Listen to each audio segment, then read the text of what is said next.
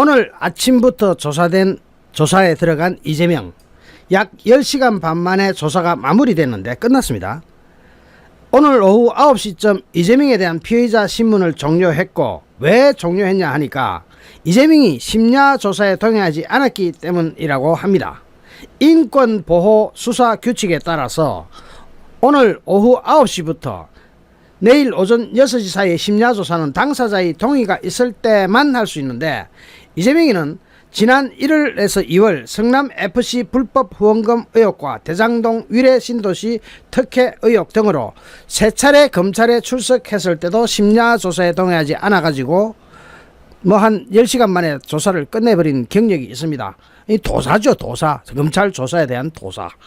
이재명은 오늘 검찰에 A4 용지 30장 분량의 진술서를 제출했는데, 이 진술서는 제가 여러분과 함께 검토한 바와 같습니다. 왜냐면은 이재명이가 요약본을 발표해가지고 개딸들아 홀려라 잼잼잼잼 요거 하기 위해서 요약 진술서를 발표했는데, 그것이 얼마나 엉터리인지 제가 여러분께 분석해 드린 바 있습니다.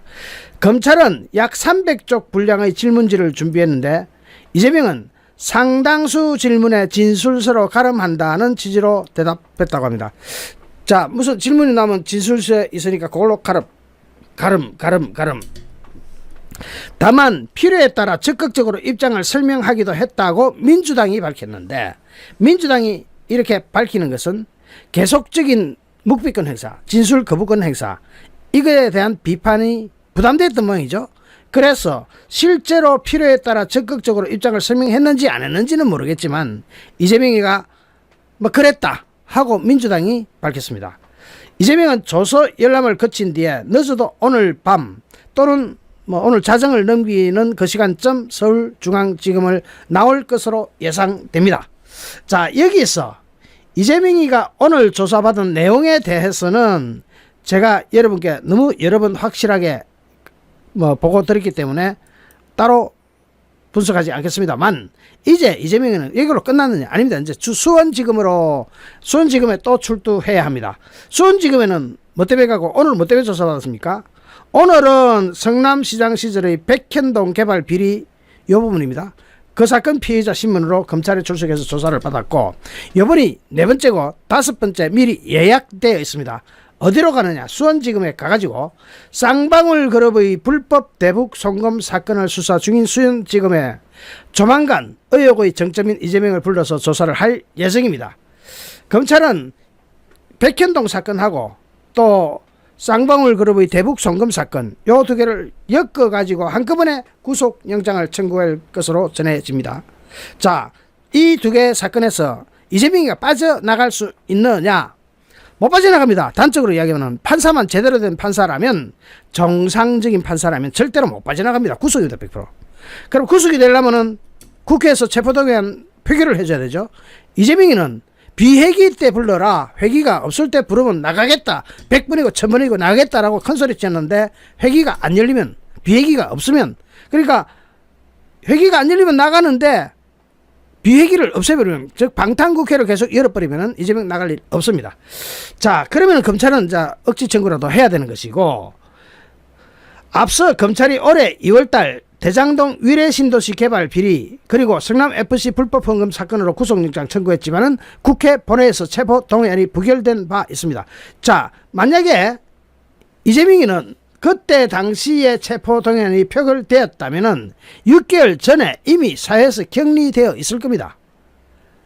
국민의힘 모 의원은 지난 2월에 이미 사회에서 격리되었어야 할 사람이라면서, 그때 통과를 시켜줬더라면은 구속 가능성 굉장히 높았고 지금쯤 감옥에 있었을 것이다. 그런데 그걸 민주당이 막았다. 구속 안 될 것 같으면 왜 막았겠냐? 구속 아니라면 왜 막았겠습니까? 구속될 것 같으니까 막은 것 아닙니까? 즉 이재명의 구속을, 이거 100% 구속되니까 막아버린 거죠. 당시 표결에 참여했던 민주당 많은 사람들이 이재명에 대해서 반기를 들었지만 그래도 과반수를 넘기지 못해가지고 이재명이 살게 됐는데, 이번에 만약 표결하게 되면 이재명 과반수만 넘길 겁니다.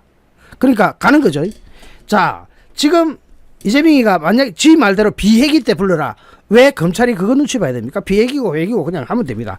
회기 중에 갔을 때는 민주당은 그대로 풍지박산이 됩니다. 풍지박산이 나는 거죠. 자, 지금 내년 총선을 앞두고 이재명에 대한 사법 리스크가 또다시 부각되면서 정치권에는 영장 청구 시점에 촉각이 곤두서고 있습니다. 즉 이제부터 관전 포인트는 영장 청구되는 거는 이제 기정사실이다. 언제 청구되느냐? 일단은 수원지검 검사가 끝내야 되고, 수원지검 누군지 알죠?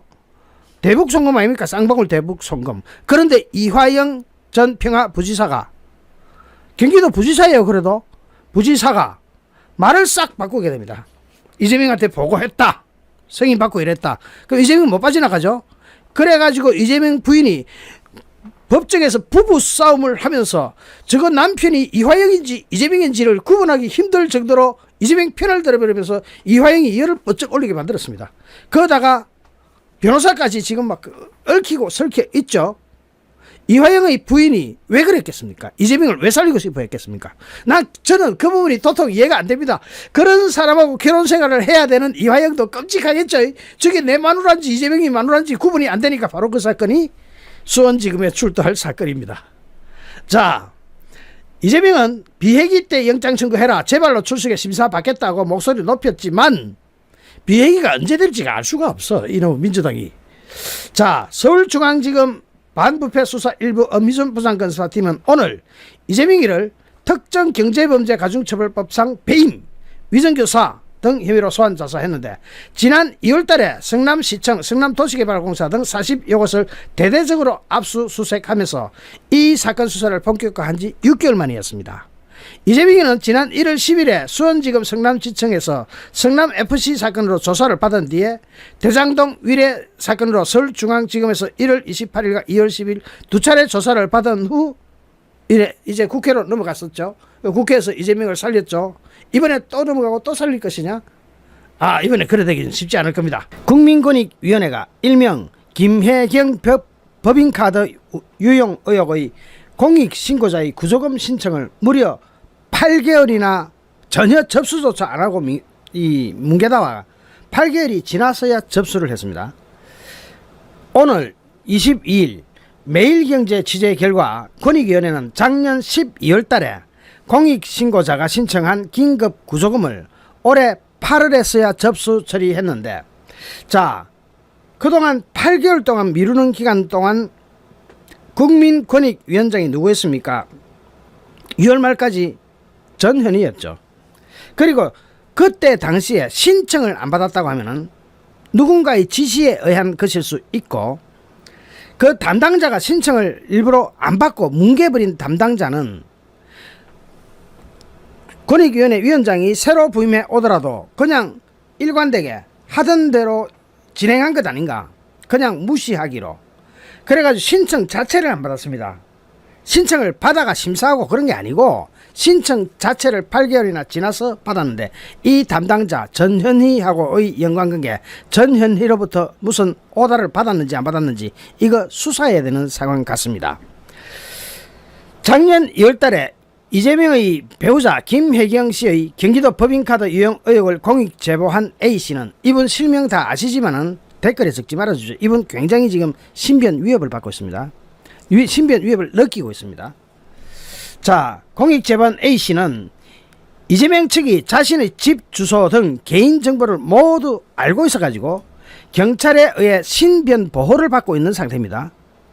경찰이 스마트워치까지 지급해가지고 지금 차고 다니고 있고 3단 봉도 들고 다니고 있대요. 여차할 때는.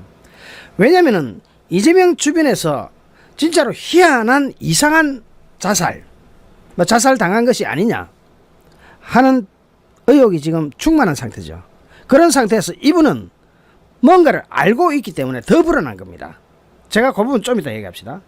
자, 이분은 이재명 측이 자신의 집 주소 등 개인정보를 모두 알고 있어서 경찰의 신변 보호를 받고 있는 상태고, 그 와중에 이재명 측으로 문자와 전화가 지속적으로 와서 그것이 회유 성격을 띠고 있다는 그런 이야기를 하는데, 그게 회유겠습니까? 여러분이 생각할 때는 위협이겠습니까? 좋은 말로 회유를 하는 것이 이분한테는 공포죠. 야, 너 잘 지내지? 이 말 한마디만 들어도 끔찍한 거 아닙니까? 더군다나 이재명 주변에 어떤 인물이 있다는 것을 이분 입으로 밝혔으니까. 그렇게 해서 신변의 위협을 느낀 A씨는 빚을 내서라도 급히 이사를 하기로 결정을 합니다. 공익 제보와 함께 신변의 위협, 생계 곤란, 이사 등으로 인해서 온갖 스트레스에 시달리던 A씨는 정신과 치료까지 받았습니다. 결국 A씨는 작년 2월 중순 권익위로부터 공익신고자로 소위 지위를 인정받았습니다. 공익신고자로 인정은 했어요. 공익신고자 보호법 제27조에 따라 공익신고자는 육체적, 정신적 치료에 소요된 비용, 치료비는 다 나오는 겁니다. 거기다가 전직, 직장을 옮기거나 파견 근무 등으로 소요되는 이사비용 다 나옵니다. 그 다음에 원상회복 관련 쟁송 절차에 소요되는 비용, 심지어는 변호사비도 받을 수 있습니다. 또 불이익 조치 기간의 임금 손실액 또 받을 수 있어요. 그 밖에 중대한 경제적 손해에 해당되는 피해를 받거나 비용을 지출한 경우 권익위원회에 구조금 지급 신청을 할 수가 있습니다. 그래서 신청했습니다. 작년 12월 23일 이분은 이사 비용과 정신과 약제 비용 총 387만 900원을 신청하면서 부동산 관련 지출 내역과 약제비 증빙 자료, 변호사 확인서까지 첨부했습니다. 하지만 아무리 기다려도 권익위원회는 해당 신청을 접수조차 하지 않았습니다. 접수를 하면 그 다음부터 처리가 돼야 되는데 접수를 안 해버리면 아무도 모르는 거죠. 알 수 있는 사람, 접수를 안 한 사람은 당사자, 즉 담당자는 안 했다는 것을 알 것이고 그 위에는 누군가의 오더를 받은 거 아니겠느냐. 담당자가 간이 배 밖에 나올 정도로 부었습니까? 간이 붙지 않고는 이런 짓을 못하죠. 법에서 90일 이내 하도록 되어 있는데 아무리 기다려도 연락이 오질 않았다. 그래서 이 공익신고자는 권익위원회에 수차례 연락했지만 담당자는 기다려라는 답변밖에 하지 않았다는 겁니다. 기다리라는 답변뿐 전현희 권익위원회 위원장 임기가 끝나는 올해 6월까지 끝내 접수가 되지 않았습니다. 올해 7월 달에 김홍일 위원장으로 교체가 됐습니다. 그런데 김홍일 위원장은 지금 이제 기호 한 달 됐습니다. 교체가 된 뒤에도 접수 처리가 되지 않았습니다. 이거는 담당자가 눌러버린 거라고 볼 수밖에 없어요. 만약에 김홍일 위원장 교체된 신임 권익위원장이 알았다면 이거 하지 말라고 했겠습니까? 더군다나 윤석열 대통령이 임명한 분인데. 자, 여기서 공익신고자는 야, 이거 정말 안 되겠다. 최근 김영수 국방권익연구소 소장을 찾아갑니다. 그래서 김영수 소장이 지난 10일, 그래 8월 10일입니다. 8월 10일에 권익위 신고자 보상과 과장에게 직접 연락을 해가지고 작년 12월 달에 신청한 긴급 구조금이 아직까지 접수 처리조차 되지 않고 있다는 것이 말이 되냐? 이건 보통 큰 문제가 아니라 바로 접수 진행하라고 항의했더니 그 다음날 바로 접수가 탈칵 진행됩니다. 이건 뭡니까? 권익위원장 바뀌었으면 실감나는 거죠. 그러면 그전에는 어떻게 했을까요? 전현희 위원장이 있을 때. 그래서 전현희가 해명을 해줘야 됩니다. 저는 그 해명을 기다리기 위해서 이 영상을 씁니다. 분노할 수밖에 없죠. 당사자가 8개월 동안이나 수차례 연락했을 때는 기다려라는 답변만 듣고 말았는 거죠. 담당자는 움직이지를 않았습니다. 그런데 국방권익연구소 측에서 항의하니까 그제서야 아이고 이거 참 권익위원장 바뀌었지 않고 접수 처리를 한 겁니다. 접수된 날 곧장 담당자 지정과 처리 진행까지 이어졌는데 이와 관련해서 최근 교체된 권익위 신고자 보상과 관계자는 공익신고자 구조금은 90일 안에 지급하도록 규정하고 있고 검토가 필요하면 기한을 연장할 수도 있다. 이분처럼 신청을 했는데 접수가 아예 되지 않는 경우는 처음 봤다는 겁니다. 이런 경우는 처음 봤다는 겁니다. 또 다른 권익위 관계자는 구조금 지급을 최대한 신속하게 처리하는 것은 당연한 일이라면서 이제서야 사과의 뜻을 밝혔는데 최근에 신고자 보상과 관계자도 교체가 됐다고 합니다. 교체가 되면서 이상하다는 겁니다. 공익신고자 구조금은 90일 안에 지급하도록 규정되어 있고 이분처럼 신청을 했는데 접수가 아예 되지 않는 경우는 처음 봤다. 교체된 이 담당자는 처음 봤다는 겁니다. 처음 봤다. 그러면은 그동안 싸그리 눌러버렸다는 이야기밖에 안 되는데, 이분이 지금 얼마나 어렵냐면요, 공익 제보를 한 이후 삶에 대해서 뉴데일리랑 통화를 했나봐요. 뉴데일리 기자가 이걸 적어놨어요. 스마트워치를 차고 경찰 보호를 받는 상황에서 생계 활동을 할 수가 없어 빚은 스노우볼처럼 불어났다. 눈덩이처럼 빚이 불어났다. 이재명 측에서 내 집 주소를 알고 있어서 빚을 내 이사를 갔다. 공익제보하기 전에는 이재명이 대선 후보였고 그 사람이 어떤 행동을 할 수 있는 사람들인지 알기 때문에 겁이 났다. 그 사람이 어떤 행동을 하는 사람들인지 안다 말입니다.